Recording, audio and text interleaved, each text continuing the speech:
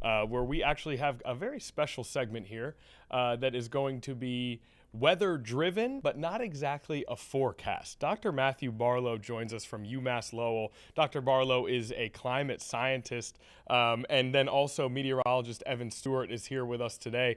First of all, Dr. Barlow, how are you doing? Thank you so much for joining us. I'm doing fine. Thanks very much for having me. Awesome. And Dr. Barlow will be here mostly to talk nor'easters with us, one of the weather phenomenon that we certainly experience in our viewing area here in Hampton Roads. And I guess, now, Evan, this is our first time kind of conducting an interview together.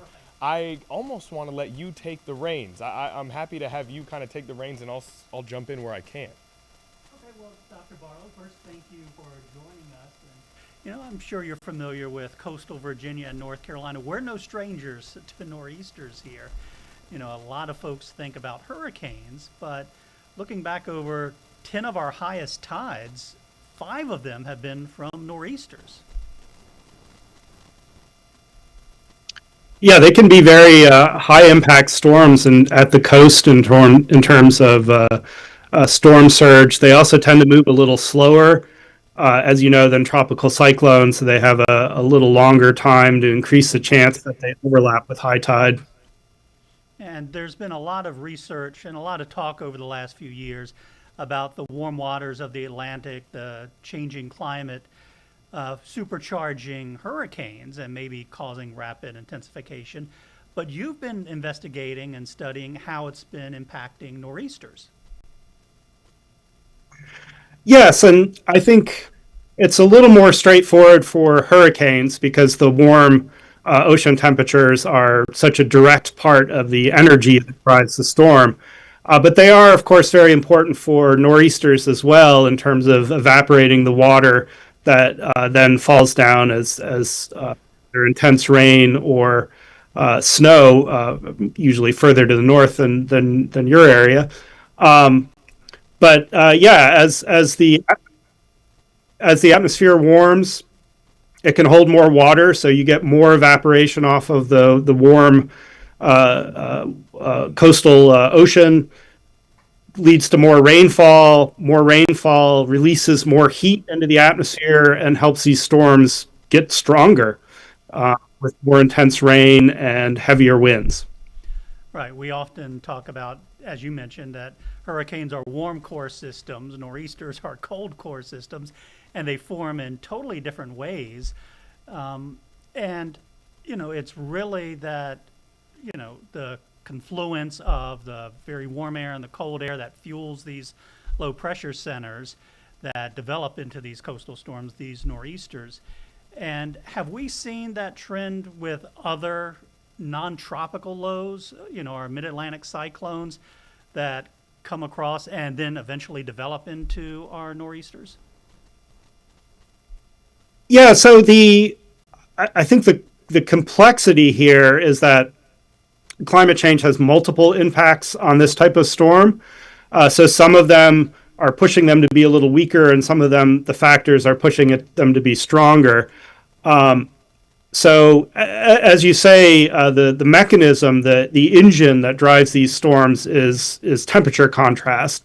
And over land, as things warm, that temperature contrast gets less because the Arctic warms faster than the rest of the world. So you're reducing temperature contrast a little bit over land.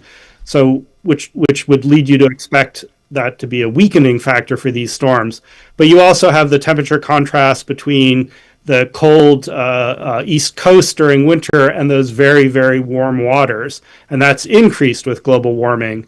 And then on top of that, you have the increased heating from all the rainfall, the more intense rainfall. So the way it seems to be shaking out is that the average storm, we don't see a large signal in the average intensity or frequency of these storms, but the biggest storms, the strongest storms, do seem to be getting stronger. We've already observed an increase in the intensity of the strongest storms. So there's a bit of a difference between what's going on in the average and what's going on in the most intense storms, where they do seem to be getting more intense. Can I jump in real Yeah, quick, Evan? sure. So we see that in those storms, the higher end is more intense. It's not necessarily the average that is more intense. I'm wondering if if there's been a difference in the frequency of nor'easters that we've seen, especially in our area.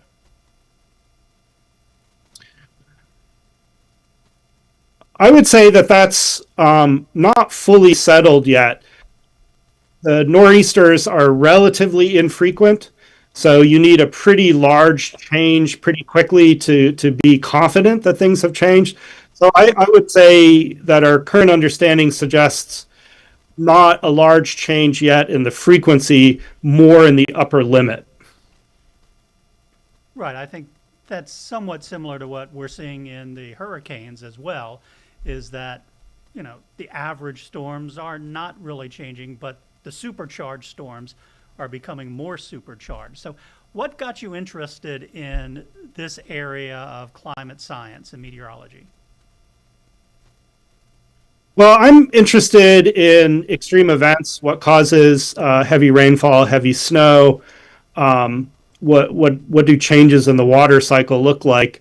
And nor'easters are a big player in precipitation, in rainfall and snowfall outside the tropics. They're the sort of main precipitation factor. And then also, these are the type of storms that give us some of our biggest impacts in terms of infrastructure damage, transportation issues. Um, and so these are really, really high impact storms. From both those perspectives, very important to understand. Right, because our area here in the Mid-Atlantic, we get both. We get the hurricanes and the nor'easters. Usually they're not as strong as those nor'easters that you get in the Northeast. Yeah, so we get sort of the full version, I guess, of Yeah. the nor'easter, and they are very important for the heaviest snowfalls that we get. Although tropical cyclones and hurricanes are still pretty important for our precipitation as well. So a lot of similarity between the two regions, I think. Right, and as we look back now, we're 14 years out of Superstorm Sandy, sort of that hybrid situation.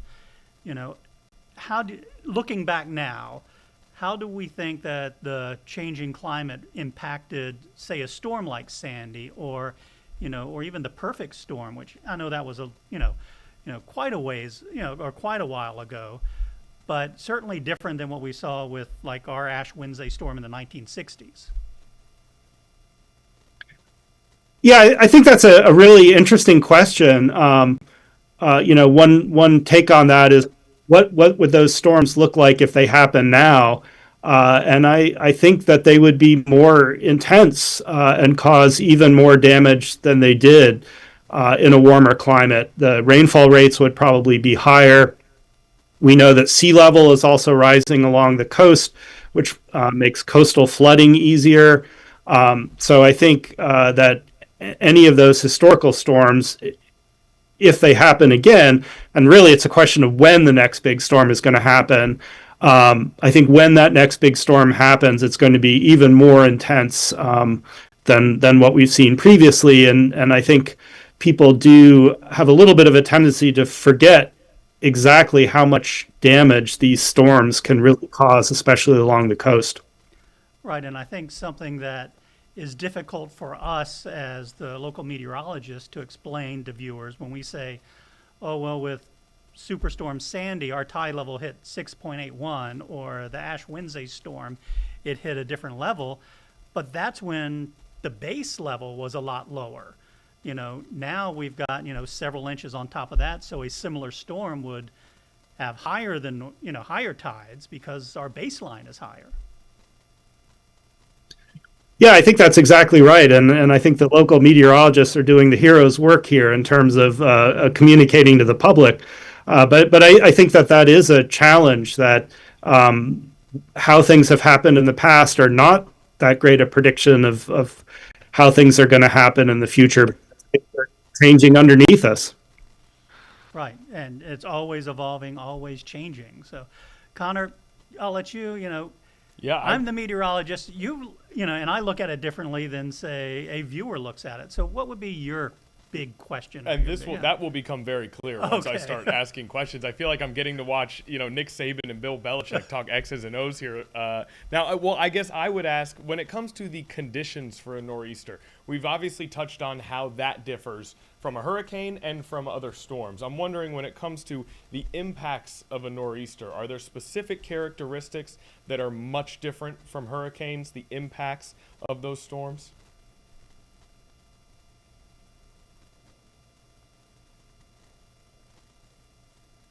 That's a good question, which is why I'm taking a second to take it in. So in terms of impacts, the nor'easters tend to be bigger overall, so they impact a larger region, a larger area than most, but not all, hurricanes. They also can move a little more slowly and interact more with more high tides, causing more coastal flooding. So they have a lot of the same impacts aside from snow, which of course is more of a nor'easter thing where we are here in Massachusetts than in your neck of the woods. But a lot of the same impacts, but different in scope and a little bit in terms of predictability as well. And I would just, say, like you said, the core of a hurricane has the strongest winds, but in a nor'easter, those winds are more spread out and impact a lot more people. Yeah, absolutely. Well, Dr. Barlow, this was really great. It was wonderful to get to talk to you. It was awesome to kind of see the two of you guys get to talk. This is a unique thing for us here on Live Impact News. We really appreciate you joining us. We've reached kind of the end of our time. Is there anything you want to add that maybe we didn't ask that you think is important to express? I think the only thing I would say quickly is a great thing for people to do is simply to talk with their community about what's important to them. If you're concerned about climate change, probably your neighbors are too, but they may not know that it's a joint concern. So I would encourage people to talk about the weather and climate impacts with their neighbors and family and friends and community. That was great advice. I feel like we got to do a facsimile of that here today on Live Impact News. Dr. Barlow, we really appreciate you taking the time, and hopefully we can have you on again in the future. Really enjoyed it. Thank you very much. Awesome. That is Dr. Matthew Barlow from UMass Lowell joining us to talk about nor'easters. Did you have one last word? I know we let Dr. Barlow go. Evan, did you have anything to add?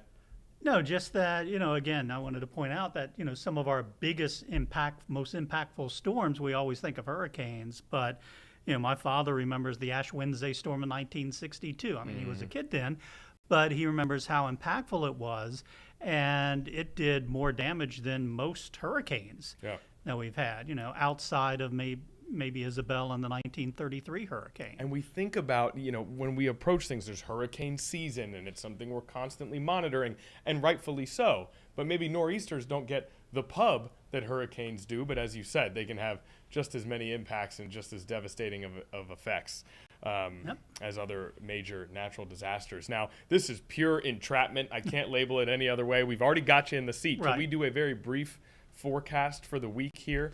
If you need to open up the laptop and stuff, I can take some time for you. Yeah, I don't have any graphics loaded up, but I can give you just a quick little preview. Right now we're sitting at around 62 degrees. We'll be up into the mid-60s this afternoon, mostly cloudy. As we get into tonight, we'll be in the 40s. Tomorrow, we'll be up into the upper 60s. Lots of sunshine. If you're like me and your New Year's resolution is to get rid of some of that eggnog and fruitcake, some great weather to get out and, take a walk. A little cooler on Thursday. We'll be back into the 70s on Friday.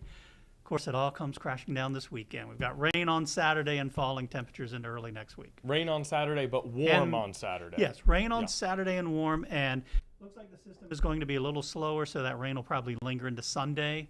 And the temperatures will gradually drop from the 70s on Saturday to the 50s on Sunday to the 40s on Monday. Okay, lovely. So do make sure to enjoy the rest of this week. Rain coming up, and then more cold as we are still sort of in early January here. Evan, thank you for a good forecast as always, and thank you especially for hanging out with us for that interview. Oh, That was my great. pleasure. We will see Evan Stewart on 4 p.m. today. 4 p.m., 13 News Now. Yep, 4 p.m. and at 6:30 That's right. on the special extended edition of 13 News Now at 6. This trio right Yes. here, myself, Evan Stewart, and Nia Campbell, responsible for the 6:30 broadcast. It's a little bit different, more locally focused. Join us on 13 News Now Plus if you happen to miss some of our other broadcasts, or if you just want a little bit more 13 News Now. Evan, thank you so much. We Yeah. appreciate you.